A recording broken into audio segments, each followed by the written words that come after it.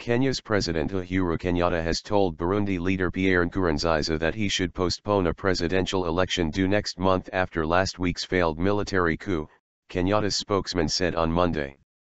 Manoah Esipisu said the two leaders, whose nations belong to the East African Community, EAC, Common Market, had spoken by phone on Sunday. Kenyatta's counterparts in the region shared his view, he added. On Monday, heavily armed soldiers were deployed in the capital, Bujumbura, days after the failed coup attempt that followed widespread protests against Nkurunziza's decision to seek a third term. In the Musaga neighborhood, armed soldiers faced off on Monday with hundreds of angry protesters calling on Nkurunziza to rescind his decision, which many say is unconstitutional.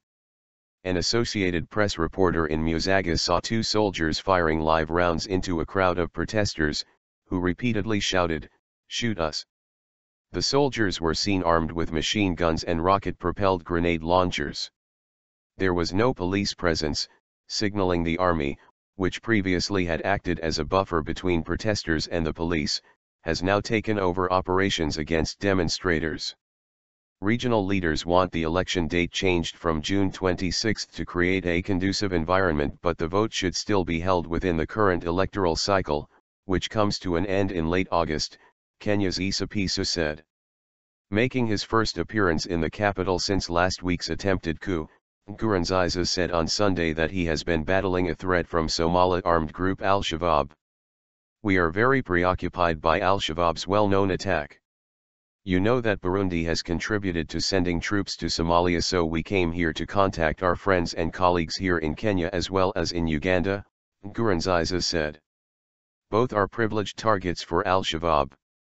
The agenda is to put in place proactive measures to face these attacks that are a security risk to the citizens of Burundi." But the Somalia-based Al-Qaeda-linked group denied on Sunday the Burundian leader's claim of planned attack.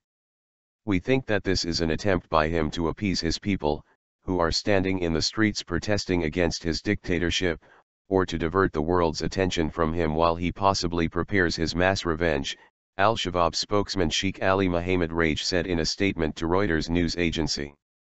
The landlocked East African nation has been plunged into crisis since Nkurunziza pushed for a third term of office, a move his opponents say breaks the constitution and a 2005 peace agreement that ended an ethnically driven civil war.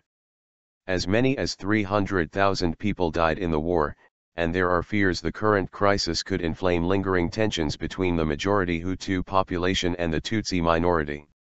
More than 105,000 Burundians have fled the country, with 70,000 crossing into Tanzania alone, since the political crisis began.